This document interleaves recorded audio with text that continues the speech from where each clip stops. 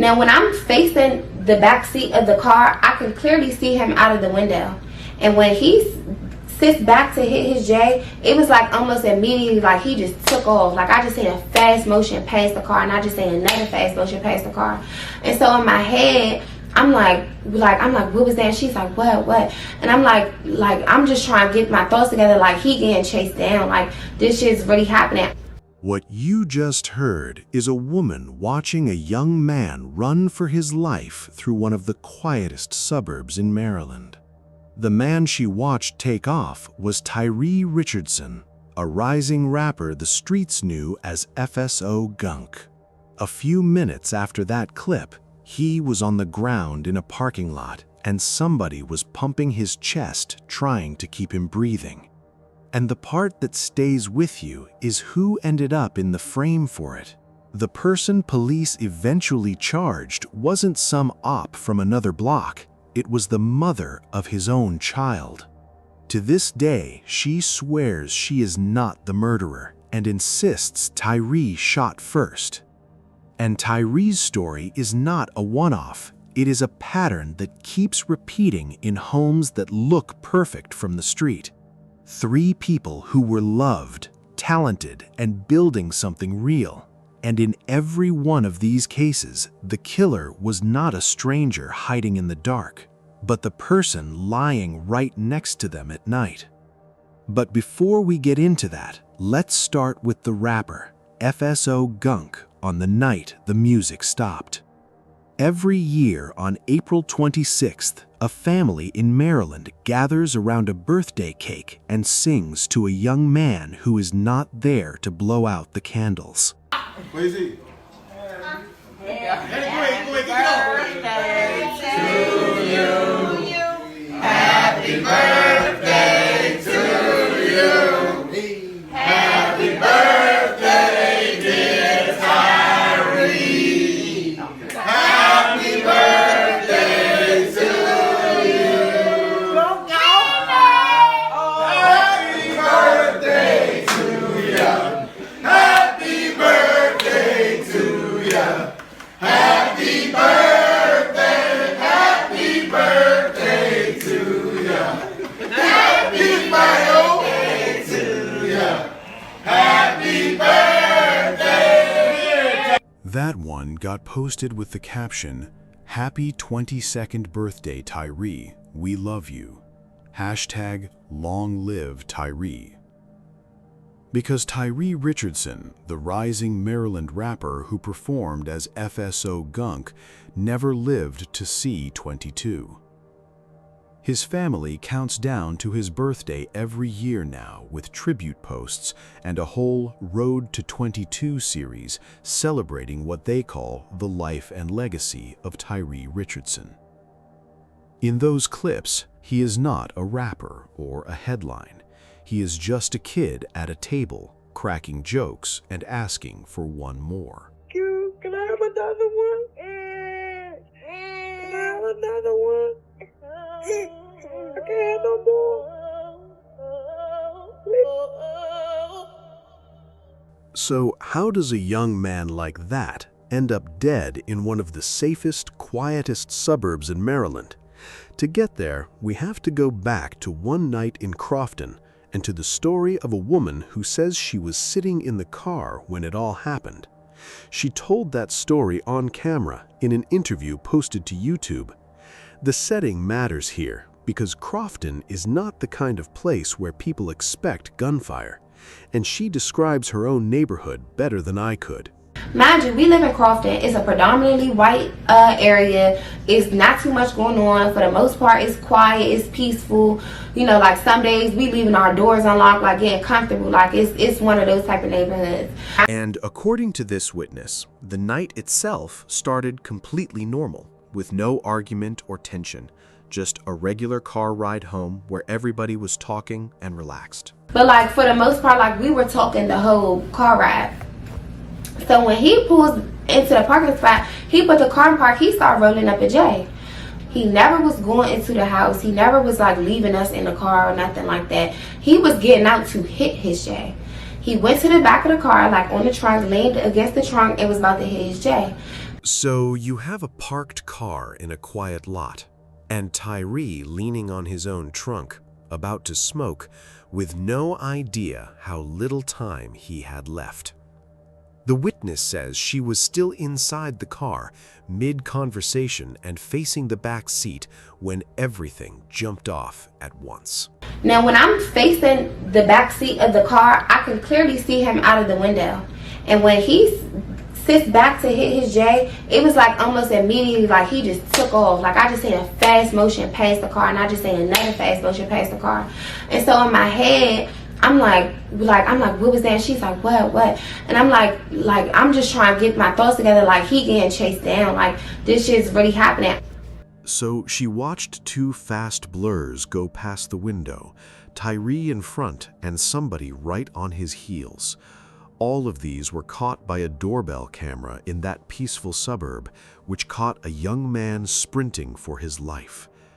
From there, her story gets painful because she describes freezing up, that moment when your brain refuses to accept what your eyes just saw. I jumped in the driver's seat. I put the car in drive and I started driving in the direction where Tyree ran. Now, mind you, it was not as quick as like, he started running. The dude, I seen another fast motion start running after him, and it was kind of like a click kind of situation. If you ever been in a situation where, you know, it's happening fast, stuff kind of slow down. So I'm like, I gotta get myself together. I literally jump in the driver's seat, put the car in drive, and I start driving in the direction of where he ran to. So she watched two fast blurs go past the window, Tyree in front and somebody right on his heels. All of these were caught by a doorbell camera in that peaceful suburb, which caught a young man sprinting for his life. From there, her story gets painful because she describes freezing up, that moment when your brain refuses to accept what your eyes just saw. Now, when I'm driving, I got the windows down. I roll the windows down. I'm literally calling his name out from the car, like Tyree, like yelling his name out. And I'm like, we like, come to the car. And so I don't hear no commotion. I don't hear like no rustling. I don't hear him. She says she rolled the windows down and drove through the dark, screaming his name into the night. So I start circling the neighborhood. Our neighborhood had one entrance on one side, another entrance on another side. So I'm literally going out of one entrance into the other one, like circling, yelling his name out. So the last time that I circled, it's a police car. Nothing came back to her. No answer or footsteps, only silence in a neighborhood with two ways in and out. And she kept circling from one entrance to the other, calling for a man who could not answer anymore. On her last loop, she says she spotted a police car parked at the library next door, and she did the only thing left to do. I start hitting my horn and like getting my lights and like flagging the officer down. He put his lights on and start following me into the neighborhood. So when he follows me into the neighborhood, of course he calls for backup. I get out of the car like frantic, like panicking, like I'm... Somewhere in that same window of time, a 911 call went out. And the audio from that call puts you right in it, with a dispatcher trying to keep a panicking caller locked on one thing, whether Tyree was still breathing. How old is he?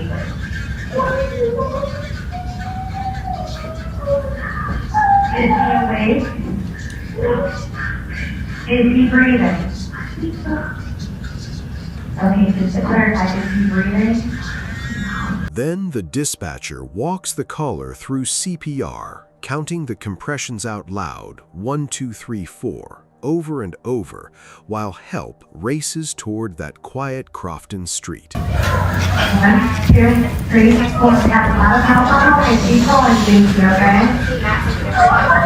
For all that counting and encouragement, Tyree Richardson did not make it. When the sun came up over Crofton, his people were left with a nightmare and a pile of questions that would take years just to start answering. What makes this case different from a normal murder investigation is who ended up charged.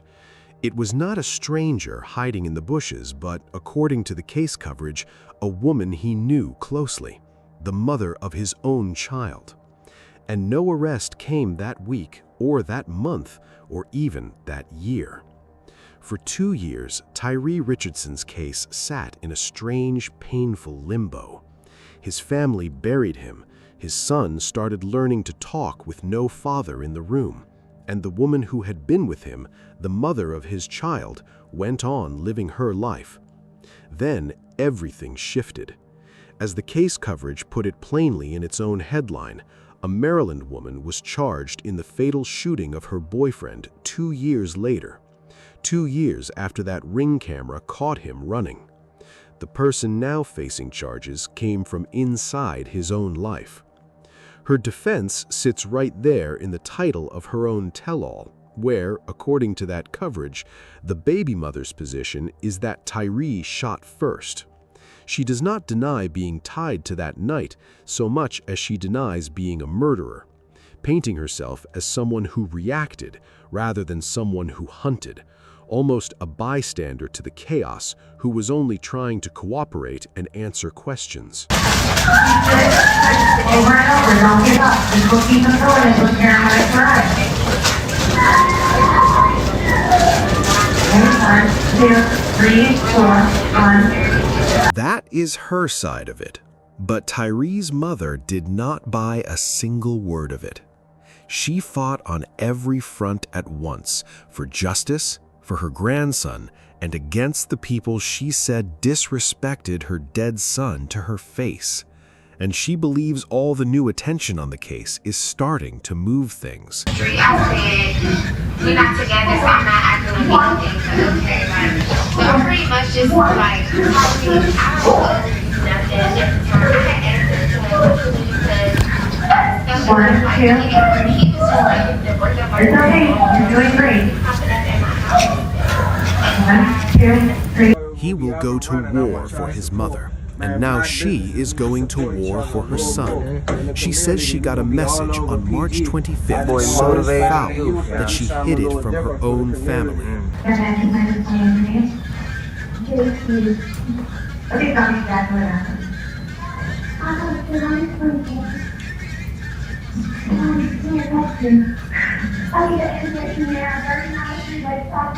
Okay, tell me what happened. She sat on it because, in her words, she already had something way bigger. She says she went for custody of Tyree's son, Cody, and that she held back evidence she could have used against the mother. So us telling this story has opened up so much light on the case again. So thank you. Continue sharing it. Continue calling. Continue celebrating Tyree's life. Continue. If you don't think it's making a difference, it's making a huge difference. And that's nobody but him above. Nobody. That is Tyree above causing the havoc that he has always caused. Because he's saying, I'm not going to let you. One thing about him, he ain't play about me. Y'all can say what y'all want to say. He will go to the war about his mother. And when that person sent me that message on March 25th, I didn't share it with nobody. Did I share it with you? Mm-mm. I ain't share it with my daughter. I ain't share it with my sons because I already know who they are and what they about. If they would have saw the level of disrespect that was given to me on the message, they saw it when it was posted online. Their raw emotions came when same time you saw it.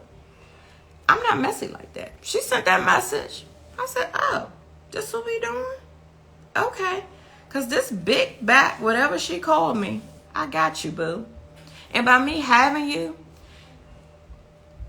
before I went to custody for his son, I told Miles, I said, I don't want to take Cody from his only surviving parent. I had all the evidence in the world to take Cody. Then she makes the biggest claim of the whole interview, saying that after Tyree's death, somebody she never identified handed her a mountain of recordings, and the number she gives is hard to believe. I was given anonymously, over 3,000 hours of recording after Tyree's death that will write her own fate. And it don't got nothing to do with Tyree. It's her lifestyle that she chose to live. She insists she is not making it up, because she says those tapes caught things she could never have known on her own, from private talks to a new boyfriend, to the one recording that clearly cut her deeper than the rest, her own grandson being taught to curse her name. You heard some of the recording, so I have no reason. I'm not making it up. I wouldn't have had a recording of her and her new boyfriend if that wasn't given to me. I wouldn't have a recording of her telling Cody, fuck ZZ. And you know, I had to look at this girl every time she brought Cody to me, knowing she teaching my grandson to say that about me. ZZ is what her grandbaby calls her, and where most people would be broken by hearing that, she flipped it into fuel instead. But God had a better plan, and he got a better plan for me. Fuck ZZ inspires me because it shows me how much I really mean to you. That you would teach your 2-year-old son, to be disrespectful to his blood. How would I get that? I wasn't with you. I wasn't in the car with y'all. And you know what you said in those cars. You know what you said in those homes. So you know what I got. And we're going to leave that there, and we're going to let that case take its own way for you and whoever else that's involved. Sometimes timing is everything. People write their own fate. What you thought you got away with today, you'll pay for it in another way, and it may not even be Tyree's murder. You cannot be out on the street, walking the streets, and living a foul life. I don't care what you say about me. I don't care what you do. I don't care. So that is where the Tyree Richardson case stands right now. There's a doorbell camera that caught his last sprint, a woman from inside his own circle charged 2 years later who denies killing him and claims he shot first, and a grandmother sitting on what she says are 3,000 hours of secret tapes. Now, remember that preacher I played you at the top? The one calmly describing his wife's last breath? It is time to go to Georgia. If Tyree's case is a mystery still getting untangled, this next one is the opposite. It is a full confession in the killer's own voice, and somehow that makes it even harder to watch. To understand what happened to Carrie Hardin, you first have to understand who she was, because this woman was self-made in every sense of the word. Carrie was born around 1984 in St. Charles County, Missouri, and graduated from Fort Zumwalt South High School in 2003. But Carrie did not stop at just being a nurse. She looked at an industry that chews nurses up and decided to build something better. She started Nurses ERNet Medical Staffing Group, a company owned by nurses that places nurses in jobs across all 50 states and every U.S. territory. By the time she died, it was being called a multi-million-dollar company, and Carrie still worked shifts herself as a staff nurse. The company was no little side hustle either. Its own pages were advertising shifts paying $95 an hour in Georgia, with same-day pay for nurses, and estimates of the business's worth ranged from about $5.9 million to the hundreds of millions, depending on the source. Her friend and fellow nurse, Chad City Adams Miller, said Carrie was always focused on the best outcomes, for us nurses, but for the patients as well. And her childhood best friend, Alicia Allen, called her somebody who always wanted to improve on things. Her mother told one story about her that says it all. Back in college, a friend could not pay her electric bill, so Carrie paid it with her own textbook money. Yvonne Smith told me that Carrie had once used her own college school textbook money to pay for a friend's electric bill, and when that friend couldn't pay her back, well, she's the one who worked extra shifts to make sure that she could buy her college textbooks. She described her daughter as loving and very missed. Then there is the man she married. Kenneth Hardin Jr. was known around the area as a street preacher, a self-described minister who got photographed preaching on street curbs with a microphone and speakers. He also served as managing partner of Carrie's company, which means the man preaching salvation on Sundays was living, at least in part, off the empire his wife built. They stayed with their 2 sons, ages 8 and 11, in a big gated home on Merlin Court in Fayetteville, Georgia. From the street, it looked like the perfect family: a preacher, a nurse, 2 boys, a beautiful house. And to the neighbors, Kenneth was just the friendly guy next door. He seemed like a cool dude. Like I said, he had a fireworks show down here for the kids before the 4th of July. But behind that gate, according to the people who loved Carrie, something ugly had been growing for about 10 years. Her friends and family describe a marriage full of controlling and manipulative behavior. And there was one moment, around 10 years before her death, that should have been a screaming red flag. Sometime near 2014, Kenneth allegedly broke into a bathroom and chased Carrie down the road with a gun, making threats. It was never reported to the police. Carrie, according to her mother Yvonne Smith, hid how bad the abuse really was and kept on building her business and raising her boys. By the summer of 2024, though, Carrie was done hiding, and she was done for good. She made a plan and took a position at the VA Medical Center in St. Louis, not even through her own company, a job that would carry her back home to Missouri. She reached out to a divorce attorney, and in maybe the most heartbreaking detail of this whole case, she called her childhood best friend, Alicia Allen, and asked if she and her sons could come stay with her. A friend later told reporters exactly what Carrie's plan was. And Christy said, Carrie told me that she accepted a position at the VA hospital, not even through her company, but through the VA hospital, and that she was moving back to St. Louis to get away from Ken. She said it out loud that she wanted to get away from Ken, and she had the job, the lawyer, and a friend's couch all lined up. According to the reporting, that final message to Alicia came the very evening before the shooting, and Alicia has said she regrets not calling the police that night.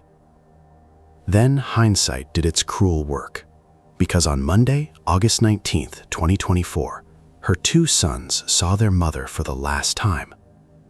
Because in the early morning hours of Tuesday, August 20th, everything Carrie had planned ran straight into everything Kenneth could not accept. According to the sheriff, it started as a late-night argument mixed with heavy drinking. By Kenneth's own confession, Carrie called him around 12:47 in the morning and told him she was leaving and taking the kids. In his recorded interrogation, he described how he felt about losing his sons in words that now read like a death sentence. She telling me she gonna take the kids. I told her, you're not taking the kids. You take the kids over my dead body. You're not taking the kids. Have nothing. Over my dead body, he said. Except in the end, it was not his body. He claims the argument moved into the bedroom and that he saw her gun sitting on the bed, and that when she reached toward it, something in him snapped, and he lays out that moment himself. When she went to grab towards her gun, I don't know that she got her hand on it, because when she did that, I snapped. And when I realized what was happening, I had emptied out that entire Smith & Wesson M&P Shield 2.0. And I don't know if it was 7 shots in there or 8, but I know they was all empty. He emptied the whole gun into her, telling detectives he was not sure if it was 7 shots or 8, though the autopsy told its own story, because investigators say Carrie was shot 9 times. Carrie got up off the bed, walked into the sunroom of her beautiful home, and collapsed. And according to Kenneth, her last words on this earth were an apology to the man who had just shot her. She got up off of the bed, and she walked and collapsed into the sunroom. And at some point before she took her last breath, she said she was sorry,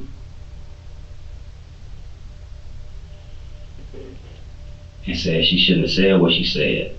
The hours after Carrie died are when Kenneth Hardin's story stops being a tragedy and turns into something colder, because everything he did next, he did calmly and step by step, while his 2 little boys slept upstairs. In his interrogation, he kept insisting over and over that he was not trying to hide the crime, but only trying to protect his sons from seeing what he had done. I didn't do what I did because I was trying to hide something. You can't hide what happened. It's impossible to hide it.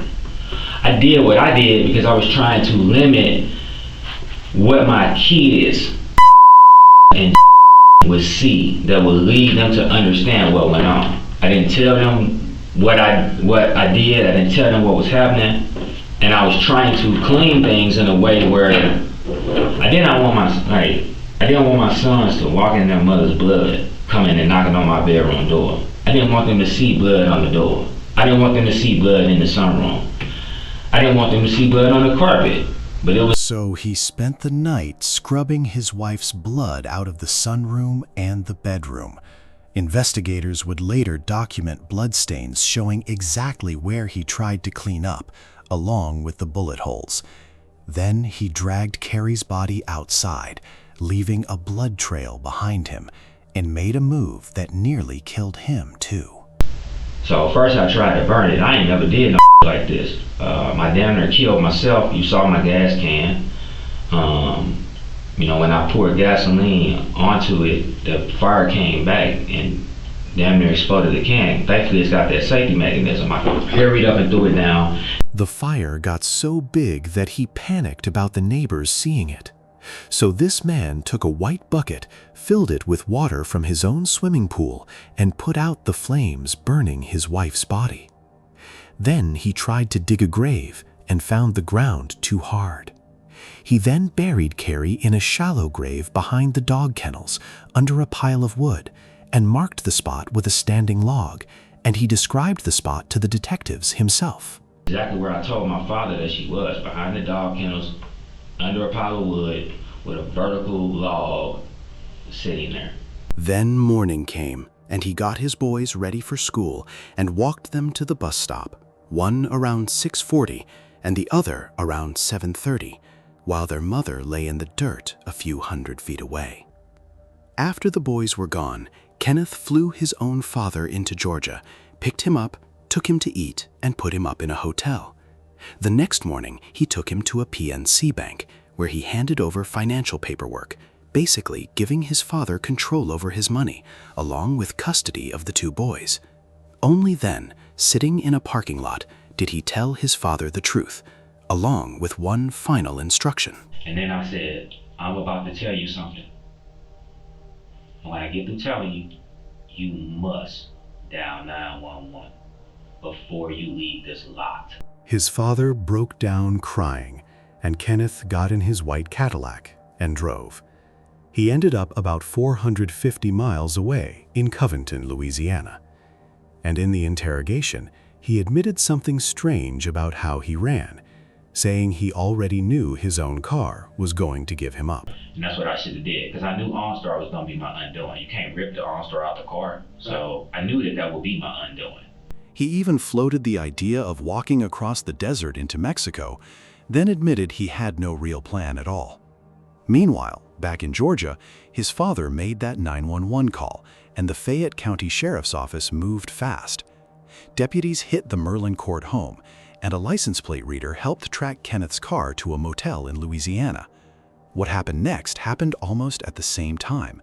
The cadaver dog found Carrie in her shallow grave at nearly the exact moment a SWAT team in St. Tammany Parish took Kenneth into custody without incident, and the sheriff described both calls landing at the same moment. I got almost basically 2 calls at the same time that the cadaver dog located our victim, which was buried in a very shallow grave on the back part of the property, and at the same time that the St. Tammany Parish Sheriff's Office took him into custody without incident.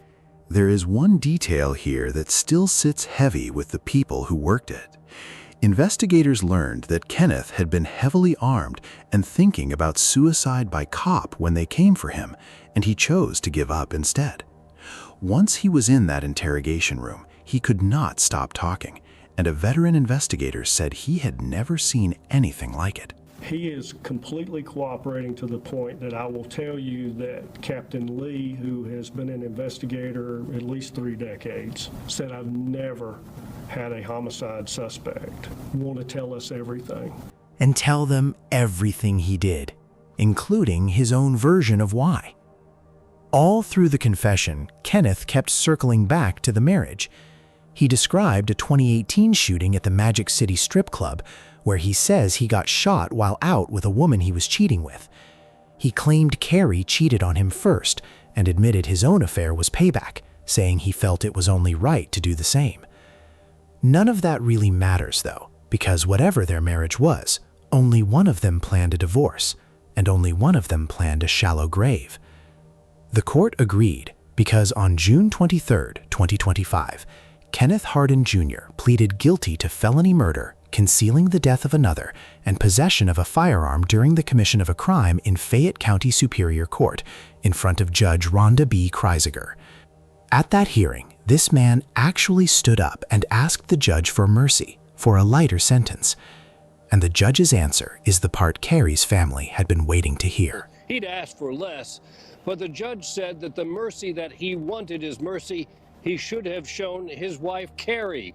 The mercy he wanted is the mercy he should have shown his wife. Kenneth Hardin was sentenced to life in prison with no chance of parole and got an extra 10 years for concealing Carrie's death and 5 more for the firearm charge, which means the street preacher will die behind bars. District Attorney Marie Broder said the outcome gave Carrie's family some measure of justice, honoring her name and her legacy. But this is the part that does not wrap up neatly. Those 2 little boys are now living in that same house, in the custody of Kenneth's father, the man their father handed them to at a bank counter. And Carrie's mother, the woman who raised that generous girl in Missouri, is now fighting for custody and for her daughter's estate, with a GoFundMe set up to cover the legal costs.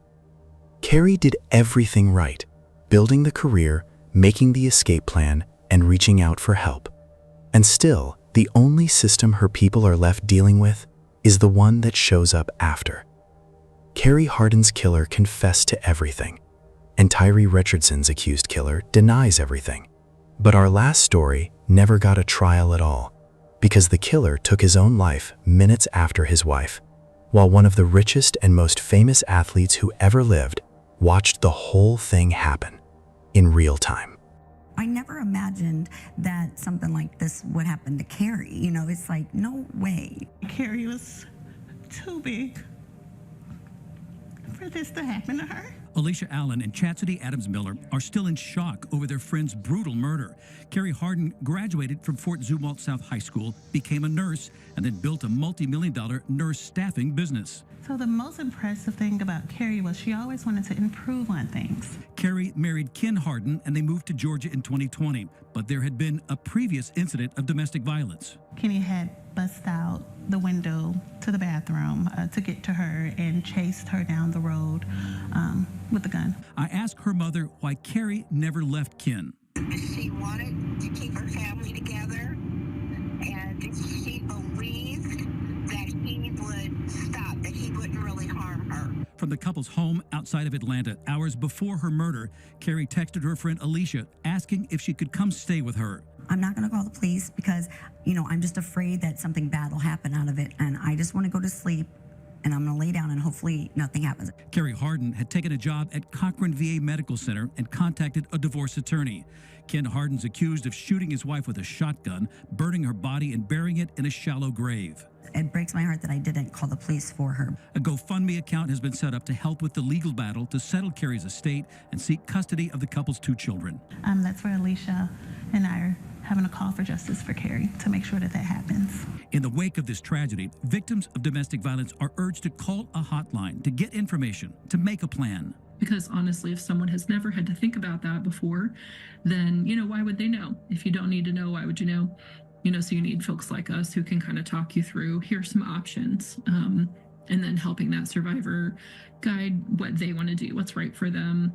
Stephanie Mosley was the kind of talent that only comes around once in a generation, and almost nobody outside the industry knew her name while she was still alive. She was born on February 14, 1984, in Vancouver, Canada, a Valentine's Day baby raised by a single mother.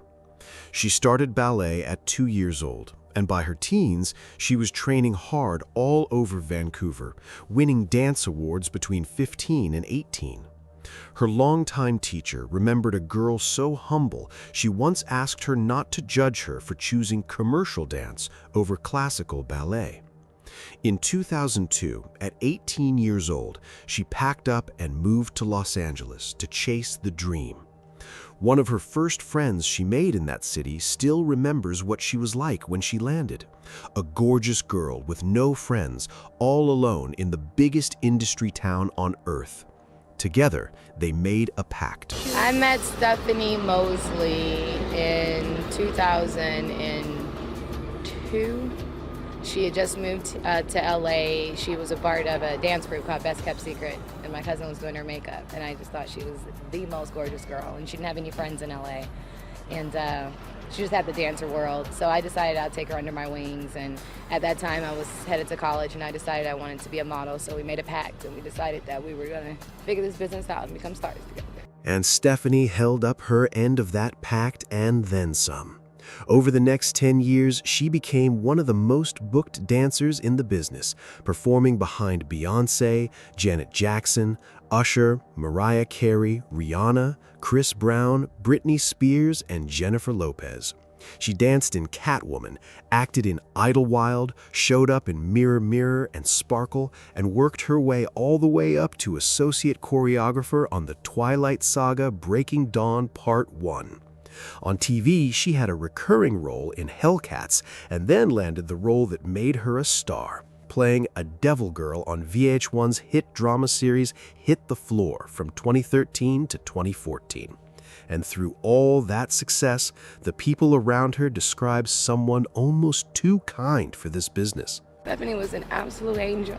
She really was. Everybody she's ever met. She's brought so many of these people into my life. She's connected so many people together.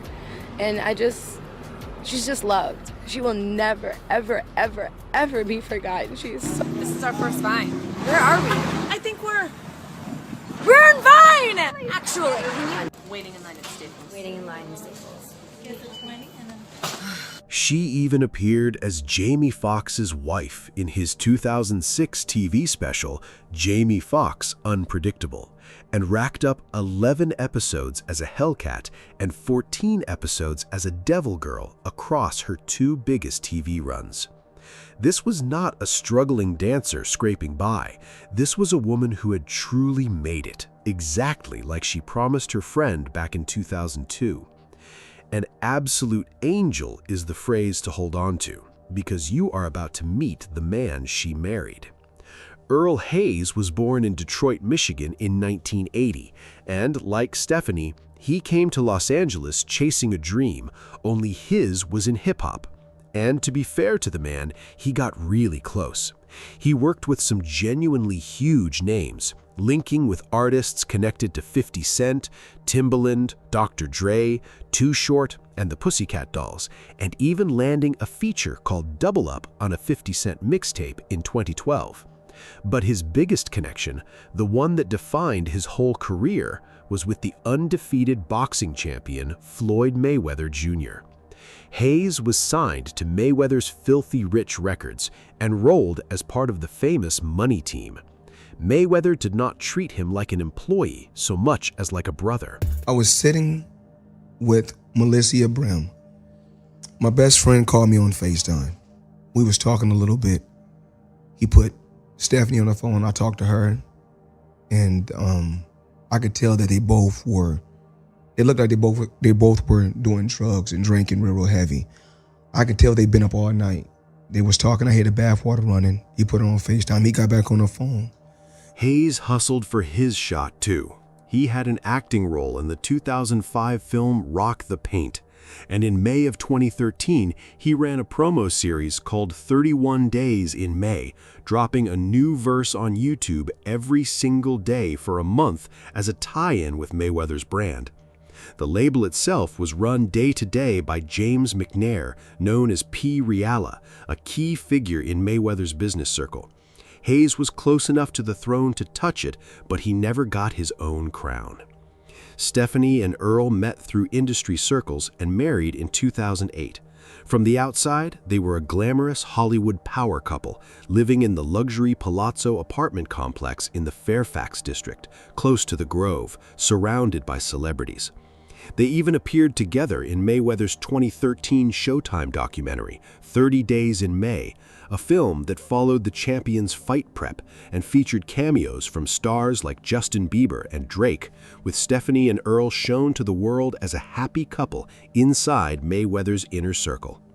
But inside that marriage, something was rotting. Around 2012, Earl became convinced that Stephanie was cheating on him, and not with a nobody, accusing her of affairs with several entertainers, most of all with the R&B superstar Trey Songz. I need to be clear about something here. Those claims were never confirmed by anybody, and no evidence ever came out to back them up beyond Earl's own words, yet in Earl's mind they were completely real. Sources close to him said the suspicion crushed him and he never got over it, and one source said the alleged betrayals involved a couple of other celebrities on top of Trey Songz. The couple split up for about a year over it, and the whispers followed them everywhere. Time he got back on the phone, I'm kind of getting choked up from this. So then I said, why you calling me so early in the morning? How you know I'm up? He said, because I love you. And he said, there's something else you don't know. And then I was like, huh? And then he reached down and put out a gun. I said, man, what are you doing with that gun? He started shooting, then he shot her. And then he put the gun to his head. And that's what it was. Then I had to bury my best friend. And this is the cruelest twist of the whole story, because they got back together. By 2014, they were actively trying to fix the marriage, and Stephanie was telling people close to her that things were getting better. She was described as hopeful about their future and how they were healing. Stephanie's friend, the model and actress Eva Marcille Pigford, who had known her since their teens, insisted there were no visible signs of violence in the relationship, just normal marriage ups and downs. Even Earl's own mentor, Burl Wilkes, who called himself Earl's best friend, described him as a caring and giving man with no violent side at all.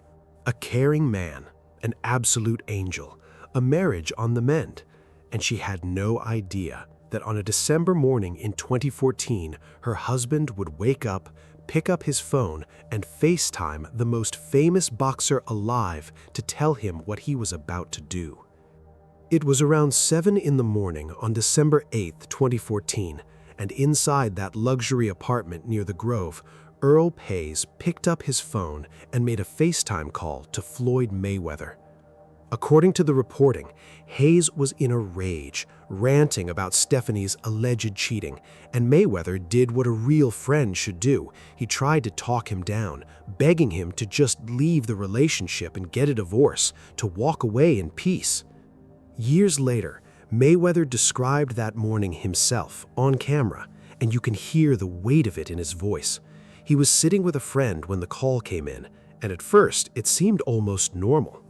This all unfolded, you can see from Sky 5 around 7:30 this morning, a neighbor calling 911 after hearing gunshots and screaming from a woman in a next door apartment. We're told the initial call said that as many as 10 shots were heard.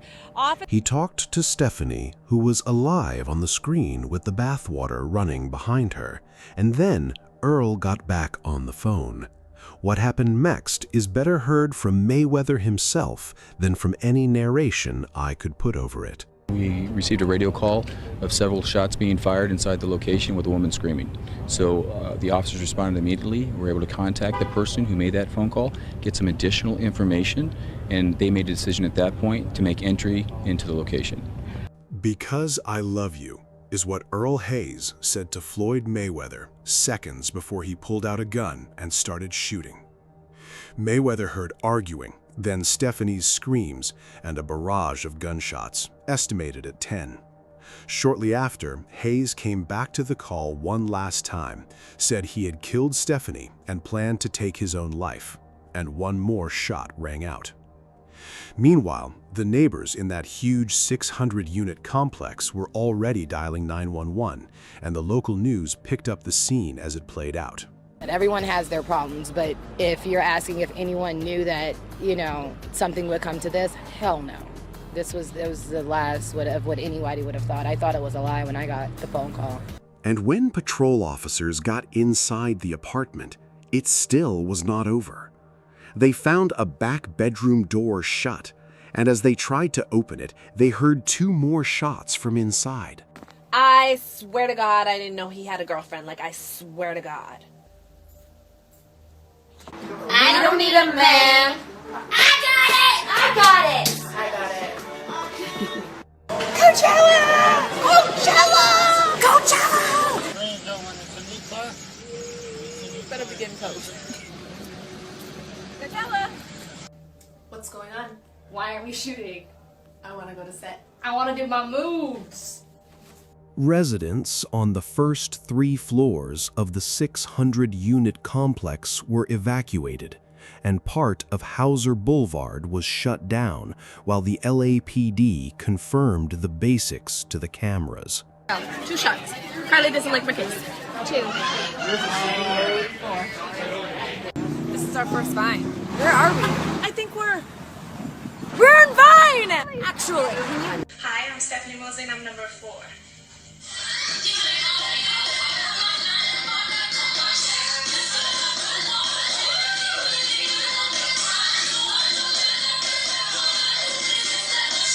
Waiting in line at Staples. Waiting in line in Staples. When SWAT finally breached that bedroom, they found Stephanie and Earl dead in the bathroom. Stephanie had multiple gunshot wounds reported to her head, torso, and legs. Earl died from a single self-inflicted gunshot wound to the head. She was 30 and he was 34. 2 days later, on December 10th, the LAPD made it official, announcing that investigators had determined Hayes killed his wife Stephanie in their home and then took his own life. Detectives sat down with Mayweather, whose lawyer set up the interview, and he gave them his account of the call. No charges were ever filed against him because he was a witness, a man stuck on the other end of a phone screen while his 2 friends died.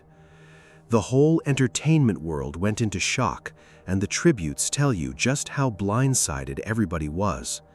Trey Songz, the very man at the center of Earl's suspicions, posted a tribute the next day calling Stephanie baby girl, writing, "R.I.P. baby girl, once an angel on earth, now watching over us from heaven. You'll be missed but never forgotten. Love," while never once addressing the rumors. Rihanna posted a photo captioned simply, "R.I.P. Stephanie." Chris Brown remembered her as the girl who danced with him on tour and was always the coolest person. And her Hit the Floor co-star Taylor Page refused to play nice at all, posting raw grief for Stephanie and telling Earl, in her words, "F your R.I.P." Meanwhile, 50 Cent tweeted R.I.P. to Hayes, telling Floyd, "You my little brother," which Mayweather retweeted. VH1 put out an official statement mourning Stephanie as a big part of the Hit the Floor family, and her castmates set up a GoFundMe memorial fund that raised over $8,700 for her family. Back home in Vancouver, the dance community that raised her held vigils and remembered her as a phenomenal dancer. But the story refused to stay buried. In 2018, deep in a feud, 50 Cent publicly accused Mayweather of being the reason the tragedy happened, a claim that was never proven and widely seen as part of their beef. And in 2023, the case got revisited in an Investigation Discovery podcast episode featuring Stephanie's close friend Paul Becker, keeping her memory and the questions alive. And through all of it, the people who knew Stephanie best keep coming back to the same painful truth, that nobody saw it coming, which is exactly how her closest friend answered the question everybody asks. I swear to God, I didn't know he had a girlfriend. I swear to God. I don't need a man. I got it. Hell no. The last thing anybody would have thought. And that is the thread running through all three of these stories. Tyree Richardson lived in a neighborhood so safe that people left their doors unlocked, and the person eventually charged with his killing came from inside his own life, a woman who still denies it and swears he shot first. Carrie Hardin had her escape from an abusive marriage fully planned, down to the job offer and the divorce lawyer, and her street preacher husband shot her the same night she said she was leaving. Stephanie Mosley thought her marriage was finally healing, and her husband executed her on a FaceTime call with one of the most famous men on the planet. 3 victims, 3 completely different worlds, and 1 identical blind spot, because the danger was never a stranger in the dark. It was already inside the house, sleeping in the same bed, holding the same baby, and sitting at the same birthday table. Where is he? Happy birthday to you. Happy birthday, dear Tyree. Happy birthday to you. Happy birthday to you. Happy birthday to you. Happy birthday, happy birthday to ya. Happy birthday to ya. Happy birthday.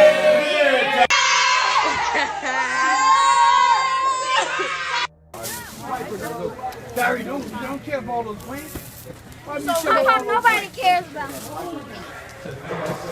Leave me alone. 2 shots. Carly doesn't like my kids. 2. This is our first Vine. Where are we? I think we're in Vine! Actually. Hi, I'm Stephanie Mosley and I'm number 4.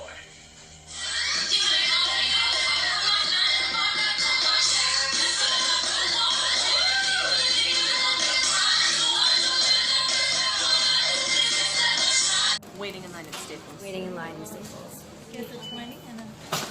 Tyree's mother said something in her interview that I have not been able to shake, and I think it is the perfect way to close this out.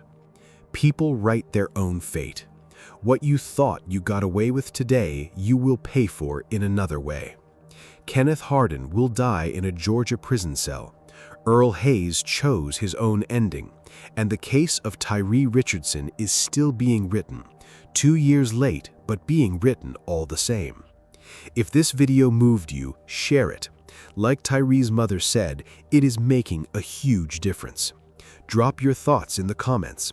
Tell me which of these 3 cases shook you the most, and subscribe so you do not miss the next one, because there is always a next story, and that is the real tragedy.